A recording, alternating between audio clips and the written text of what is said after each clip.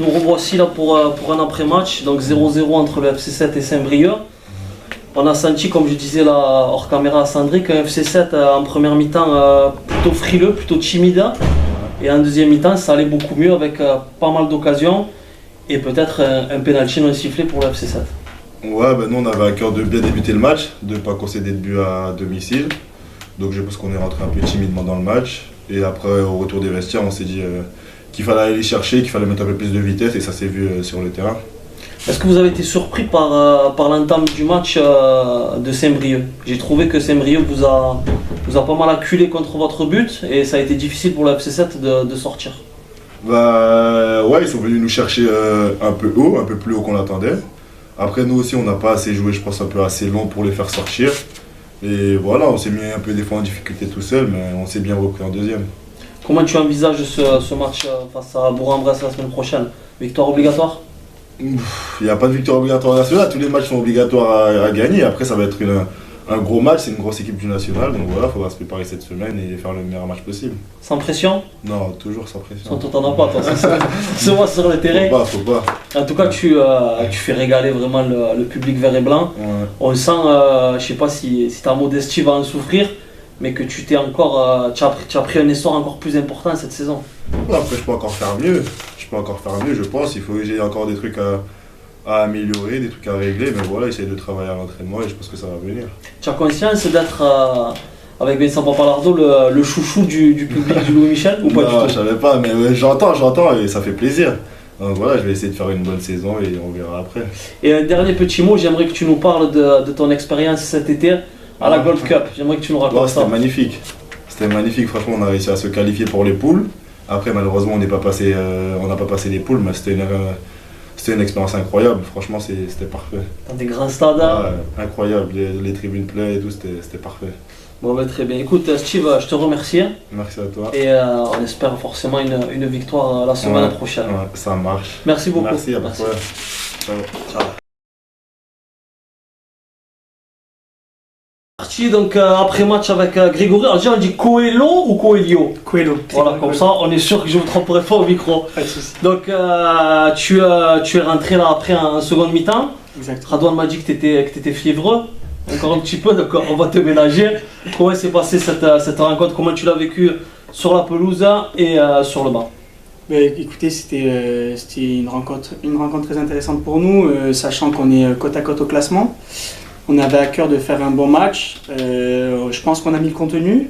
Malheureusement, le résultat n'y est pas forcément ce soir. Après, on a mis les ingrédients qu'il fallait. Donc je pense que dans les prochains matchs, ça va se faire, le temps qu'on se connaisse tous. Sur le banc, c'était très agité en première période. En seconde sur le terrain, c'était vraiment mieux. Je pense qu'il y a une mi-temps chacun, un petit peu. Ils ont eu la première, on a la seconde. Donc j'espère que ça ira de mieux en mieux. Alors on te sent, à ton discours, on te sent serein. Est-ce que c'est une sérénité de façade ou au contraire tu penses vraiment que ce FC7 là va continuer à prendre confiance et va emmagasiner des points rapidement?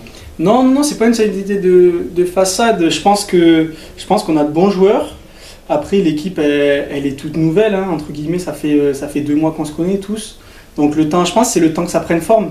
Et dès que ça aura pris forme, je pense qu'il y aura de meilleures choses parce que même on le voit ce soir, c'est intéressant ce qu'on propose. Alors l'an passé, il y avait Daouda Gueye qui était prêté par le Stade Ruthénois également au FC7 qui est maintenant avec la réserve de l'OM. Est-ce que vous avez échangé tous les deux quant à savoir comment était le FC7 et pour faciliter ton adaptation ou pas du tout? Exactement, si, tout à fait. Vu que Daouda était à Rodez, on a discuté, on a échangé. Le choix de ce prêt pour moi cette année était très important, donc je voulais avoir des sûretés entre guillemets. Et il m'a dit le plus grand bien du club, de la ville et de ses supporters. Donc j'étais emballé par le projet, par les valeurs.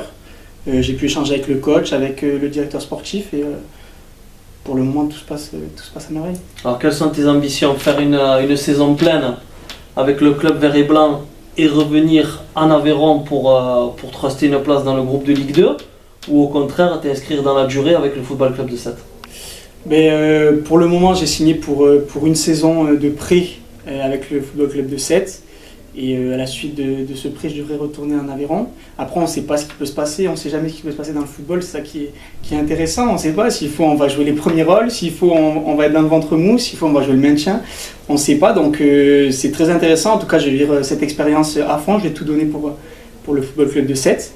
Et après, si je dois retourner à Rodez, je retournerai à Rodez. Et si je dois rester ici, je resterai ici. Très bien. Ben, Monsieur Grégory Coelho, merci beaucoup. Et j'espère qu'on se reverra pour un après-match avec cette fois une victoire. Écoutez, merci à vous, j'espère aussi. Merci beaucoup. Bonne soirée. Le retour en terre sétoise pour Morgan Jean-Pierre. Comme je disais tout à l'heure, on peut dire qu'il y a eu une mi-temps pour chaque équipe. Donc score nul, logique, non? Voilà, logique, oui, non, parce que je pense que si on tue le match à l'entrée de jeu, je pense que c'est plus le même match. Après, je pense qu'on a avantagé sur la première mi-temps. De transversal, je rappelle. Transversal, moi je mets 2 centres au premier poteau. Il n'y est pas, après il y a le penalty aussi. Après, bon, le plus important, on va dire, c'est de ramener des points. C'est de ramener des points parce qu'on savait que, bon, après moi je connais la mentalité d'ici, je l'ai dit, il va y avoir beaucoup d'agressivité. Et après, c'est vrai que le deuxième mi-temps est un peu compliqué. Très compliqué, mais on va satisfaire du point. Et c'était le plus important. Alors, quels sont tes objectifs cette saison et ceux du club? Moi, mes objectifs, bien sûr, c'est si on peut faire monter le club. Après, si je peux progresser pour aller plus haut, ça déjà c'est mon objectif personnel, d'aller plus haut pour l'année prochaine. Et après, ceux du club, après c'est déjà c'est sûr de pas jouer la descente. Et je pense que c'est comme toutes les équipes, si demain il y a une possibilité d'aller chercher le haut du tableau, on ira sans hésiter. Mais bon, déjà on va se focaliser sur la moitié du tableau et on va avancer petit à petit, step by step. Alors comment tu as vécu la saison dernière? Je rappelle, tu étais au Gazélec. C'est ça. Avec une belle épopée en Coupe de France face à Lille, précisément. Ouais. Et une saison qui a été tronquée par rapport au Covid, donc tu as peu joué. Ouais, j'ai peu joué. C'était dur mentalement, c'était très très dur. C'est dur parce que quand je voyais mes collègues qui jouaient, moi j'étais à la maison. C'est très très dur et il fallait s'accrocher. Après, bon, j'ai eu la chance d'avoir un très bon coach, Ducourtiou. David Ducourtiou. C'est ça, ouais. Qui animait bien les séances, donc du coup ça nous permettait d'essayer de rester jusqu'à la fin. C'est vrai que c'était un peu compliqué par moment. Mais voilà, on va dire c'est pas une année je regrette pas du tout, mais si j'aurais pu rester en national ou quoi, ça aurait été mieux, bien sûr. J'aurais eu plus de temps de jeu et voilà. Dernière question, tu as rejoint donc le stade Briochet avec une belle vidéo de présentation là, que j'ai vue. Ouais. Est-ce qu'il a été question d'un retour au FC 7 ou pas du tout? C'est-à-dire début d'année? Au lieu d'aller à Saint-Brieuc, de revenir à cette saison. Mais moi j'ai discuté avec pas mal de personnes au club, je pense qu'il y a beaucoup de personnes qui me connaissent. Moi perso, si j'avais une proposition ou quoi que ce soit, je pense que je serais resté. Après en sachant que j'avais beaucoup de propositions de pas mal de clubs de national, ainsi que l'ACA qui m'ont appelé, la Ligue 2. Donc après je suis parti au stade Briochet, c'est un choix sportif. Et après ça veut pas dire que je reste en mauvais terme avec le FC 7. Et on s'écrit de temps en temps. Et voilà. Parce que ton départ, je le rappelle, du FC 7 n'était pas forcément prévu. C'est ça, exactement. C'était pas prévu du tout. C'était pas du tout prévu. Après, bon, je pense qu'il y a des choix à faire dans la vie. Moi, j'ai 28 ans, donc il y a des choix à faire. Et Dieu merci, aujourd'hui, on se rencontre. Et il y a eu des bonnes choses. Donc voilà. Je sais qu'après, d'après ce qu'on m'a dit, voilà, je suis la bienvenue au FC 7 encore. Donc voilà, c'est ça. C'est ce que j'essaye de faire, c'est de travailler un maximum. Quand je passe dans un club, essayer d'être irréprochable. De façon à ce qu'on puisse rien me reprocher et en gros m'appeler à tout moment, quoi. Très bien. Voilà. Bon, Morgan, ça a été un plaisir de te retrouver. Avec grand plaisir, moi aussi. Et je vais finir par une petite blague. Je te laisse quitter le soleil hérolté pour retrouver la grisaille bretonne. C'est vrai. C'est pas trop dur? Non, ça va. Moi, je suis marié cet été, donc déjà j'ai ma femme à mes côtés. Et on a un très bon groupe, très familial. Et je pense que grâce à tout ça, ça fait que je suis bien. Mais après, c'est vrai que le temps ça change entre Ajaccio, l'Hérault, ça n'a rien à voir. Donc ça va. Ça va. Merci encore. Je vous remercie. Et que la réussite t'accompagne. Merci beaucoup. Merci beaucoup. Ciao.